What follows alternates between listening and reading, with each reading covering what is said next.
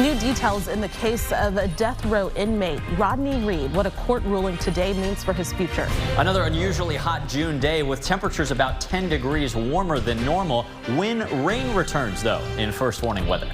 And the Canadian wildfires continue to cause unhealthy air quality in parts of the U.S. when the hazy skies will subside. Well, the Texas legislature had its first full day of the second special session today. Governor Abbott called lawmakers back to the Capitol after they failed to reach an agreement on how to lower your property taxes. Thanks for joining us. I'm Daniel Marin. And I'm Jennifer Sanders. The House and Senate have been at odds for months, each passing their own plans for tax cuts. And they did the same today with little signs of progress. Our Ryan Chandler is live for us at the Capitol, bringing us the latest in a long legislative showdown. Ryan. Well, Jen, the phrase of the day here at the Texas Capitol is Groundhog Day. That's how some lawmakers have been describing what it feels like to be back now for the second special session with very little signs that they are any closer to a compromise on property tax relief.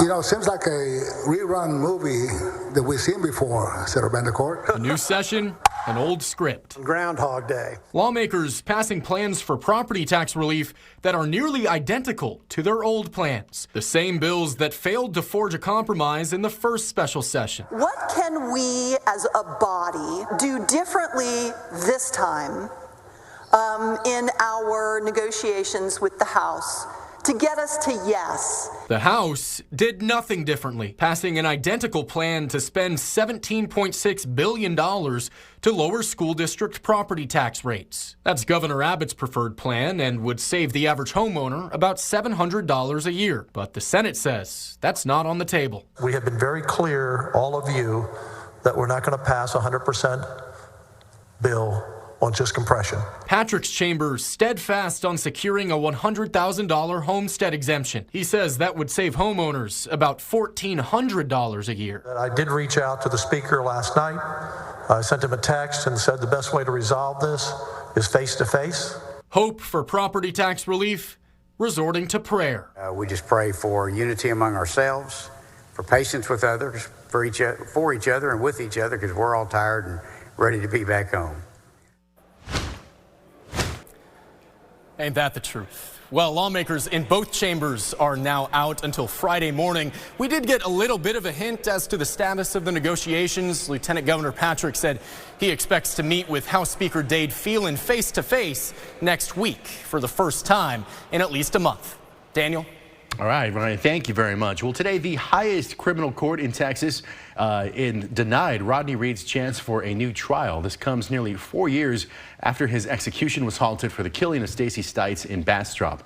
Reed has been on death row for 25 years for the 1996 murder. Today, the Texas Court of Criminal Appeals rejected his appeals by a ruling of 7-1. Reed's attorneys with the Innocence Project say they will continue fighting. It's not clear how this ruling could impact the current pause on Reed's execution. Today, police in Allen, Texas released body camera video from the mass shooting at the Premium Outlet Mall on May 6th. It comes as a grand jury cleared the officer of any wrongdoing. We want to warn you that some of this video might be a little disturbing to viewers at home. We also want to tell you that we did remove the audio from this video for the same reason.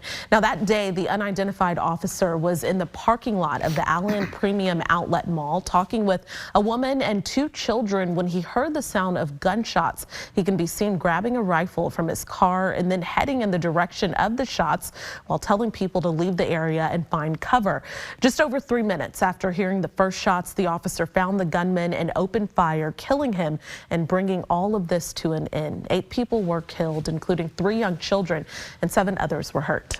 Well, millions of people are dealing with poor air quality today as smoke from Canadian wildfires continues to blanket the skies. This is a live look at Pittsburgh right now, but it's not just Pittsburgh. Skylines in several other cities obscured by the hazy conditions include Chicago and Detroit, which were among the top 3 cities with the worst air quality in the world this morning. That's according to the tracking service IQAir.com. Now, some of that smoke is even drifting over to Europe. This video is from Spain. The smoke can make for some vivid sunrises and sunsets, but The National Weather Service says air quality is expected to be poor for the next several days. And speaking of that, we know a lot of people are traveling to the East Coast, and they say that they're seeing this and being impacted by it. Sure, we've heard it from even some folks that we know. You know, day kind of turns into night in some of those cities. Fortunately, though, let me show you this computer model which actually tracks the smoke. While they continue to receive smoke off northwest winds in the northeast, that smoke is not coming to Texas. The same south and southeasterly winds that are keeping us so warm and humid keep that smoke far away from our area. So no real air quality problems, just heat problems. It's another unusual early summer day. 104 under sunny skies at the Whittlesey camera up in Granite Shoals, 102 in Mason, 102 degrees in Austin. So far we have hit 103. We'll see if that high temperature is revised upward in the next hour. Heat alerts in effect. We still have a heat advisory in Austin and many areas shaded orange until 9 p.m. An excessive heat warning in some of our northernmost counties until 8 o'clock this evening. But soon the advisories, the heat warnings will be discontinued because we've got some heat relief. Coming up, I'll show you the slow downtrend in temperatures when rain returns for some of us and how the 4th of July is looking.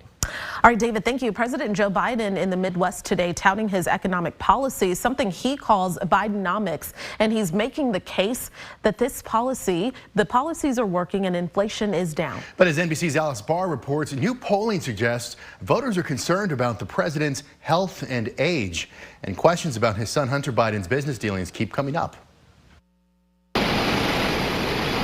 President Biden on the road today in Chicago, touting his economic agenda, recently dubbed Bidenomics. The economy that grows the economy from the middle out, the bottom up, instead of just the top down. When that happens, everybody does well. The president highlighting low unemployment, easing inflation, and investment in infrastructure as he's running for a second term amid low approval numbers. A recent NBC News poll found just 38% of Americans surveyed approve of his handling of the economy, down sharply from 2 years ago. House Speaker Kevin McCarthy calling Bidenomics an economic disaster. He's made inflation up by all of his new regulations. He's made it more competitive, less competitive for us. President Biden also fighting growing concerns about his age. A new NBC News poll found 68% of Americans surveyed are concerned about the 80-year-old president's mental and physical health. The White House trying to reframe and refocus on his experience as he's increasingly made his age a punchline. I know I don't look that old, I know. I'm a little under 103. Think about it. I know I'm 198 years old. Amid legal troubles for his son, President Biden today forcefully denied he was involved or present when Hunter Biden is alleged to have texted a Chinese business partner in 2017, claiming to be sitting with his father. Were you sitting there? Were you involved? No, I wasn't. I don't know. Were you? No. Hunter Biden's attorney called it a period of turmoil and addiction for his client, who has agreed to plead guilty to 2 tax-related misdemeanors. President Biden has long stood by his son. In Washington, Alice Barr, NBC News. Well, back home, we were tracking some breaking news. People at Austin Community College's Eastview campus are sheltering in place right now. That's in the East Austin area, the Rosewood neighborhood. This comes after a report of a man with a machete in that area. Campus doors are closed and will stay locked until further notice. People are also being asked to stay away. Coming up, a Delta flight's emergency landing in North Carolina, what a passenger is saying about the experience. And parts of the missing submersible found deep in the water, now on land. The next steps into the investigation. A Delta flight had to land today in Charlotte without its nose gear. Now, the flight from Atlanta to Charlotte landed this morning with no front wheels. All 104 people on board the plane safely got off the plane and took a bus to the terminal. The plane circled a couple of times before attempting the landing. A passenger on the plane described the landing, though, as absolutely perfect and said the crew was amazing despite the scary experience. The Horizon Arctic ship returned to a Canadian port today with the shattered pieces of the Titan submersible 10 days after it went missing with 5 people on board. A crane lifted parts of the submersible to the Canadian Coast Guard dock. All 5 people on board are believed to have been killed by a sudden implosion. Now, the remnants of the submersible will now be turned over to investigators to really figure out what went wrong. Transportation safety boards from the United States and Canada, as well as the U.S. Coast Guard and RCMP UMP are all looking into that incident. New laws keeping diversity initiatives from Texas college campuses. How UT students say they're working around the new rules. High temperatures so far today in Austin, 3 degrees shy of a record, spiking to a searing 103. Out at the airport, always a little cooler on a summer day like this, hitting 98 so far. Remember, our summer fan drive is ramping up. We need fans or funds to help our neighbors without AC. Go to KXAN.com/simplehealth or make plans to join us on July 14th. We'll have your forecast with a little heat relief after this.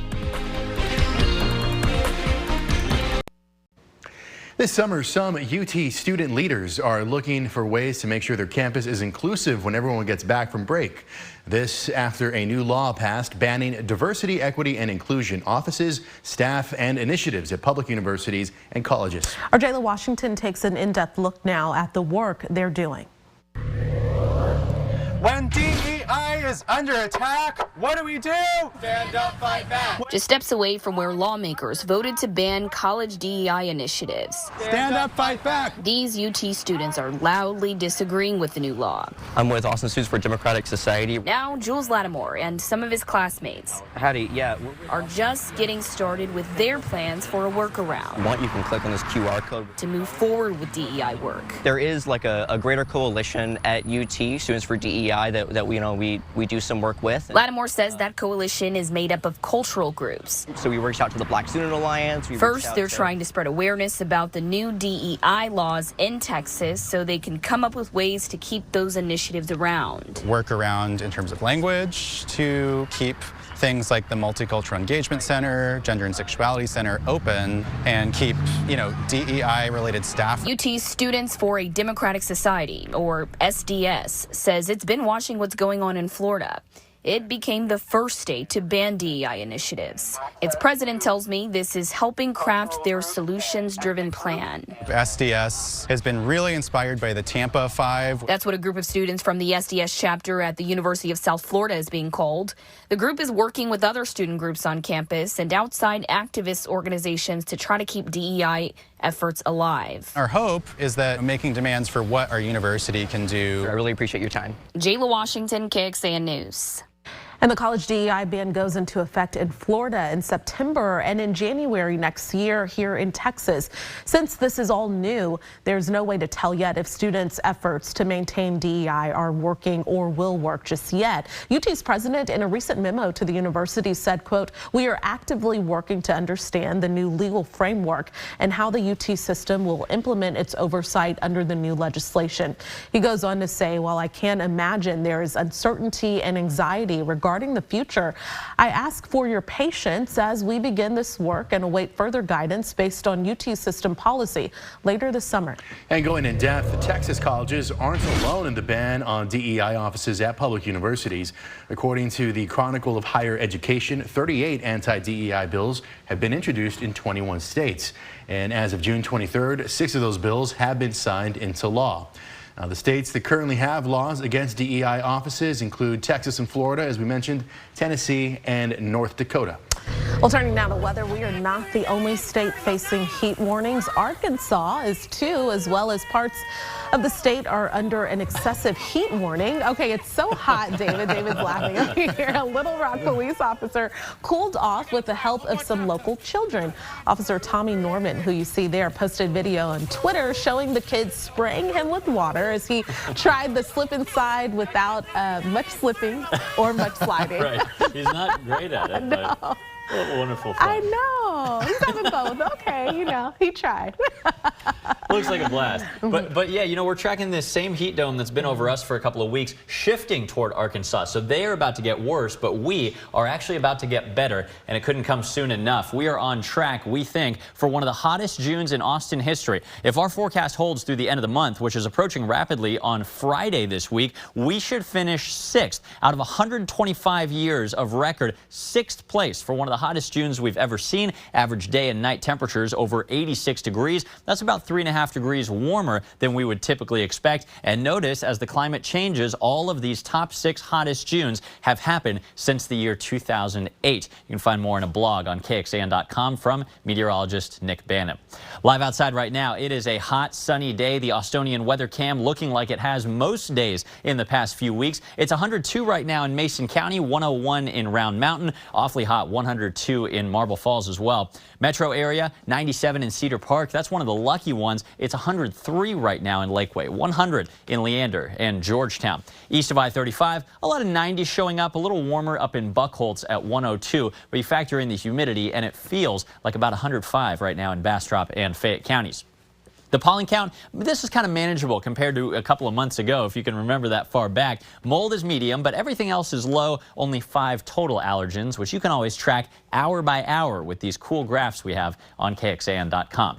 It's another statewide heat wave, considering it is only early summer. 105 in Lubbock, 107 degrees in Del Rio. Yesterday, Del Rio set their 10th consecutive daily record high. That's something that's never been done before. 100 degrees right now up in Dallas as well. You can see this ring of fire pattern that we discussed yesterday with high pressure overhead, still diverting all the clouds and rain away from the state. But right on time, this high pressure ridge has started to move slightly east of us. That's actually why a couple of us have shaved a degree or two off of our high temperatures today. And as it continues to move toward Arkansas, farther from us, that trend continues. So the relief doesn't come quickly, but it does come a little bit every day through the 4th of July. Temperatures right now awfully warm. Tomorrow, though, let me pause you when we hit our highs at about 4 or 5 p.m. Another degree or two off of where we were today. And on Friday, to end the week and to end the month, another degree off those highs. That means more of us by Friday, and especially this weekend, could stay under 100 degrees for a change.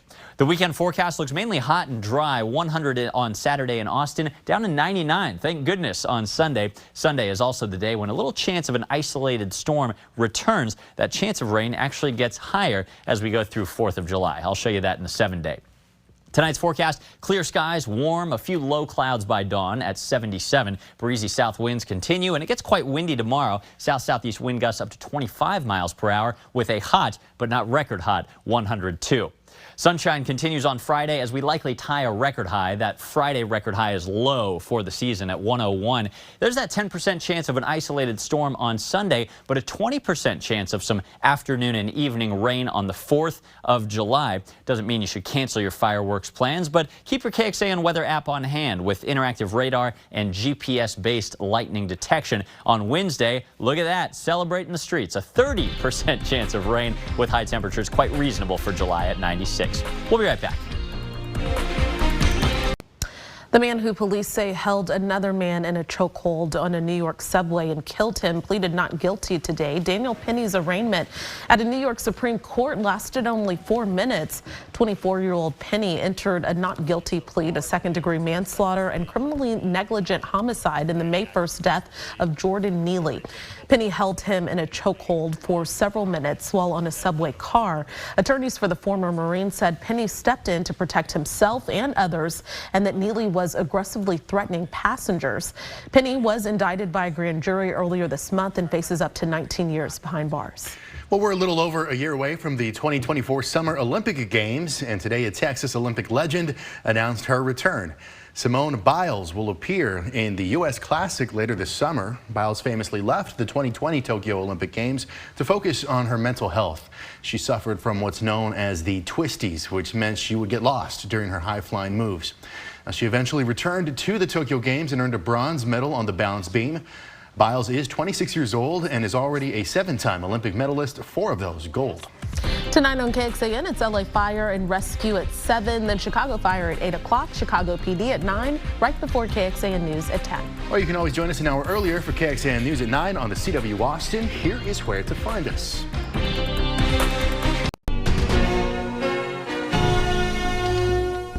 Thanks for listening to KXAN News Nightly. You can also listen to KXAN News Today every morning for more in-depth coverage of what matters most to you.